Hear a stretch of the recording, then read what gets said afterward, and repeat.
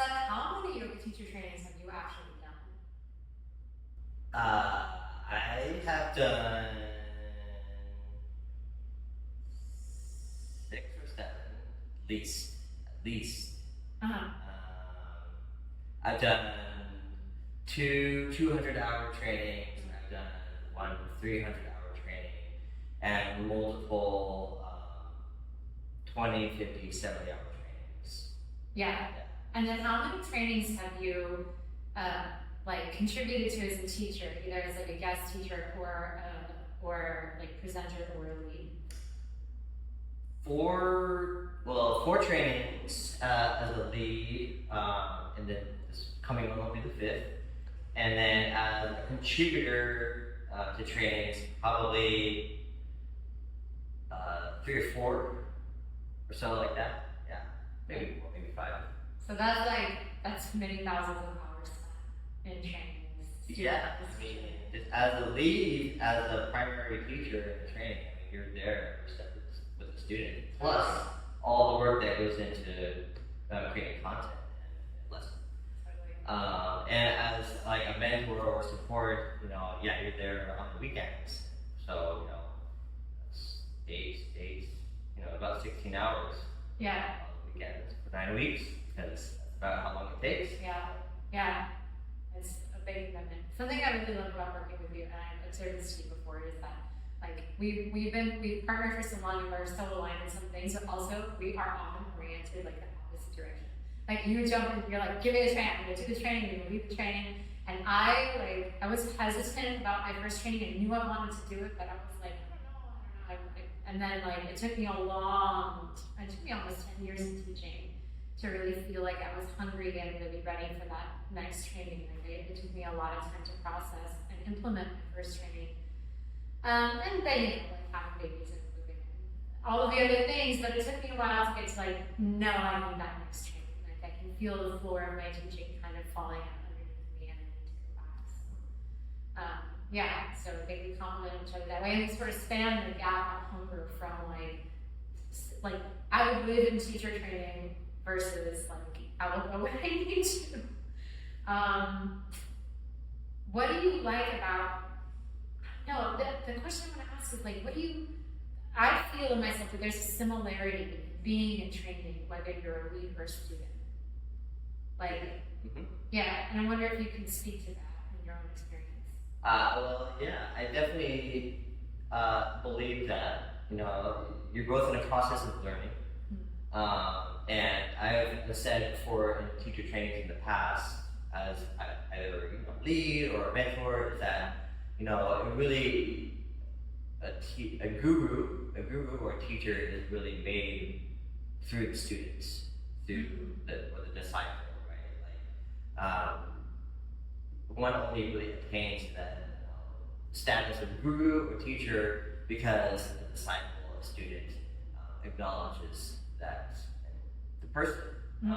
So there's a co-learning that occurs in teacher training with the student and the teacher, where the student is learning lessons from the teacher, who is sort of a lived experience of the lessons, and the teacher is also learning the lived experience of the students as well. And I think that it's a powerful lesson and it's a powerful teacher when the students will for lack of a better term, review or challenge a teacher's knowledge or experience about something, and even so as far to sort of the teacher or group might question their own understanding about a concept, because we all have different perceptions and different lived experiences, and I think it is a very powerful lesson for a teacher to have students, because there is an integrative sort of process that both are sort of elevating each other at the same time. Yes. I think I had a long time ago I had a bass guitar teacher. Cool. And he said, well, you can be a teacher too. You just have to be a lesson ahead of the student. Yeah. Gotta be one step ahead, right? Yeah. And, take that with a grain of salt, but, sort of the same idea applying with it here where, a teacher already has some kind of lived experience. And but they're on their own path too, so we're kind of elevating each other upwards in a way. This is the guru who has a little more lived experience and is willing to share it and express it. Yeah, and I see that in people who graduate from our trainings and then start teaching that.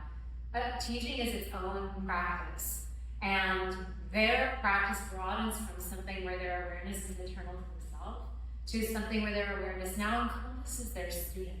And that takes a different degree of concentration, that takes a different degree of focus, and it teaches you so much to bear witness to the practice of others, not just as your peers, but to bear witness to the practice of the student as the teacher. Is to, life is lived forward but understood looking back, right? So you're always looking forward in the path of your own experience, but oriented forward towards the future, but looking back, looking at your students is like looking back at you when you were a student, and to use your story when you were one lesson behind. And to see somebody where you were, understand the arc of growth, at least your own arc of growth, and theirs might be different, but to understand your arc of growth and then be able to reach out to that student and give them something, and maybe what you give lands and maybe it doesn't, but what am I trying to say? That is a way of synthesizing your lived experience, what you've learned through your teaching practice, and turning it into creativity, turning it into self-expression. Yeah. Satisfying. Yeah, definitely. I think there is an element of understanding the truth. We're all on this sort of journey to understand what is true. Yeah. And even as a seasoned teacher, I come into a new truth on a regular basis. And I come into truths that I've held in the past that I need to let go of sometimes because I found another more meaningful truth. Yeah. And I think that's something that students do very well for the teacher, that is, I have to create this content, I have to come into all this information, and I have to discern, is it a truth that I still believe? Is this still a true belief? Yes, because the truth, this is a quote I believe from Deborah Adele, the truth is fluid and it has weight. You're always searching for it, and because everything is constantly changing, the experience world is constantly changing, you have to find it in every new moment. And this is reminding me about what we were saying about disrupting, right? It's sort of, because teacher training is a disruption for most of us. Most of us aren't, daily practice, full-time sessions on weekends, that's going to disrupt your life. And that disruption is such a good teacher in, okay, now it's like this.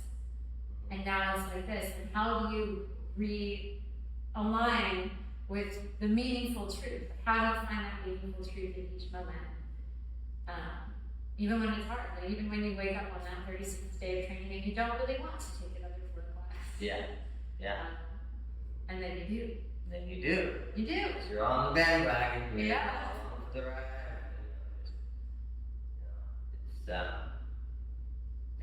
Yeah. So one of the questions that we get a lot about teacher training at the studio is the cost. Mm-hmm. Emily, what would you say to a student that's kind of concerned about the tuition for teacher training? Yeah, yes, I get this question a lot. I would say yes, absolutely. I understand your concern because, $28.50 is our early bird, and that's a lot. That's not a normal expenditure, I'd say, for most people. And sort of what we hear a lot is there sort of, can we make that easier? Is there a discount? Is there a scholarship? And the answer is that we do have payment plans to sort of smooth it out. And also the training has that value for a reason. And so when I went to training, I went to the studio that I wanted to do my training at. And I had that same conversation. I said, I really want to do this training. Like, I'm drawn to it. I'm called to it. I can't afford it. So what can you do? And they were sort of like, well, nothing. If you want to do this training, we want to have you. Please give us $3,000 by this date. And I was like, okay. And so I didn't really know what to do. And I kind of wandered into my local branch of my credit union, and I was like, hey, I'm a professional actor and I would like to be a yoga teacher, and like, can you help me? And I really thought that was like a no-go pitch, right? I thought they were going to send me out, but they very kindly were like, okay, here's your goal. Let's talk about how we do this. And they were able to find me like a product, and I borrowed the money, and it was on a credit card that had a good interest term for the first few months or whatever. And I just borrowed it. I paid my tuition, and then it didn't take me very long. I was motivated to teach, so I went through the training, I graduated, and it didn't take me very long to just pay that back with teaching yoga. And I say that not to say like, oh, it's easy. It's not, and it took some doing, but it was very much worth it. And I think that it's closer than you may think. And that's what I would say. So it was a long, winding story, but that's what I would say to that student is like, I totally hear you. It is big, and it might be closer than you think. Like, you know, call your credit union, call your friends, call your family. Let them know how important this is to you, and that you're trying to make this investment in yourself. You know, don't sit alone with it. Reach into your community, and you might be surprised at what comes back to you. How did you do your first training? Well, I mean, my first training was very expensive, and you know, I came up with most of the funds myself. I did borrow, and then I also had, you know, a family that was really willing to help me out. Like, I didn't ask, but they were willing. They wanted to support me in this way. So, which I felt was a very powerful. It was a very powerful thing, because, you know, they wanted me to go on this training and do this work. So it almost made the training more meaningful to have people and family supporting me. And, you know, but again, like, my training was very expensive, but, you know, I pretty much paid it all back within about a year and a half or so, you know, through teaching yoga, which, you know, it was a lot of hard work, right? Like we say, it's not just like, oh, so easy, you know. But you know, I was able to pay it back, you know, pretty quickly, and now I have this skill that I've been doing for the past 12 years that has been my livelihood. So I mean, I guess you could say that like the return on investment has been pretty good. Yeah. I mean, 100%, like, just from a return on investment perspective, getting a BFA at an art school versus, this is my personal experience, getting a BFA at art school versus going to yoga teacher training, I made way more money with this. Yeah. Way more money. Yeah. All things considered. Yeah. Sure. Yeah. Sure. But in most of my other trainings, you know, I did finance on my own. But, you know, you know, I had to, you know, work hard to get that money and do the work. But, you know, again, like, each time you do it, you know, you pay back, you learn more, you grow more. And I would say, with all the expenses of the trainings I've ever done, I would do it all over again. You know, 100%. Absolutely. We're talking about this in terms of like the dollars and cents of it, and just like on paper, money out, and then through the training and money back in. And I think there's another benefit to going to training that doesn't require you to want to teach. And I think there's returns there too. They're not necessarily monetary returns, but I think that the chance to deepen your practice, and what I mean by that is like to all the questions that may pop up while you're in the room practicing. The way we do it in studio style class, you know, your ability to have that conversation with your teacher and really pull on the thread of your curiosity is limited to a conversation in the lobby before and after class. And I'm not knocking that, like definitely ask your teachers, right? But in a training, you have so much more time and resource to pull on that thread and to ask your question and to hear among your peers that question is living in them or how it's living in them. And then to hear from your teachers who are, further down the path, their experience of that question. Or maybe that they've never had it before, which is its own kind of thing. So what I'm getting to is that there is a benefit to training that doesn't even require money to come back to you if you don't want to teach. There are returns in self-knowledge, returns in the learning of health and well-being, returns in just the joy of growth, and of doing something new and just busting out of your patterns into something that hopefully feeds you more. That is all a return as well. And when I hear you say, like, I do them all again, that's what I think for me, is that, like, it's hard to distill because teaching yoga is a big part of my life. Even if I didn't ever teach, I think that I would still do both of my trainings again.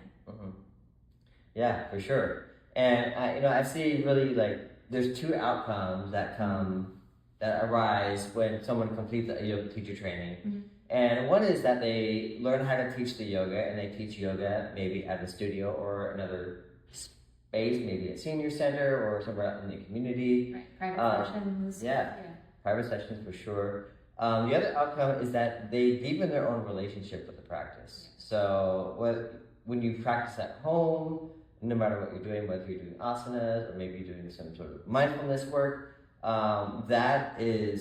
it's going to benefit that personal practice. So those are the two outcomes that come along with completing the training. And everyone comes from a different perspective and a different angle, but you can rest assured that you're going to get one or both of those outcomes when you do the course. I also think that too, kind of touching on what you're saying, is that learning in a group setting, learning from someone who's already had a lived experience of these lessons and practices and philosophies is a great opportunity, to advance one maybe a little quicker than you would do just like in a regular yoga session. Yeah. Because you get the chance to sort of like really dig deep into the roots of where these practices come from, what they mean, and what truths they hold. Yeah. What's so interesting about the time that we live into is that the yoga tradition and yoga practice has never, I think, been so abundant in human history. Yeah.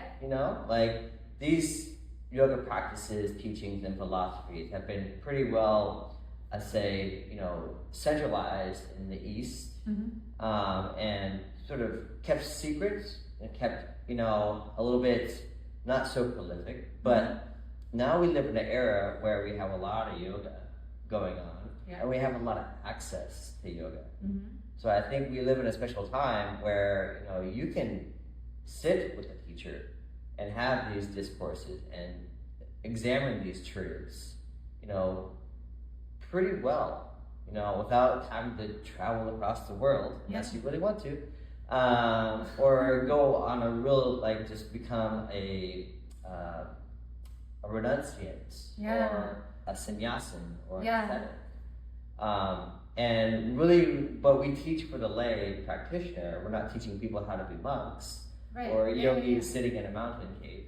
But we're teaching people how to take these lessons and traditions and incorporate them in their own lives. That can only just create more abundance and joy in a person's life. Yeah, man, I never thought about it that way. Like, training is a lot. I'm not saying it's easy. It's a big time commitment, like we've talked about, but it's here. You don't have to be a renunciant, as you say. You don't have to travel. You don't have to walk all the way up the mountains. Like we are living. I'm just repeating what you said. Like, I'm excited about it. We're living in a time when the opportunity is there, and I don't think it'll ever be easy. I don't know that yoga will ever get to a place of abundance where it's just easy, where it's like for free and low commitment. You can just go and get a teacher training, because the growth demands of you more of an input than that.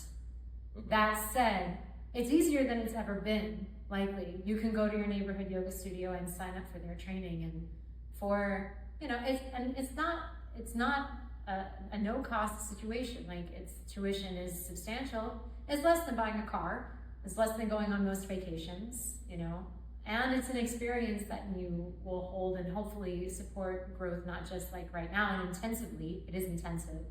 Incubation is the word you used before. I love that. Like, it's an incubation period. But it'll also be there after the incubation period. Like, you'll carry it with you. Yeah. Yeah. Totally.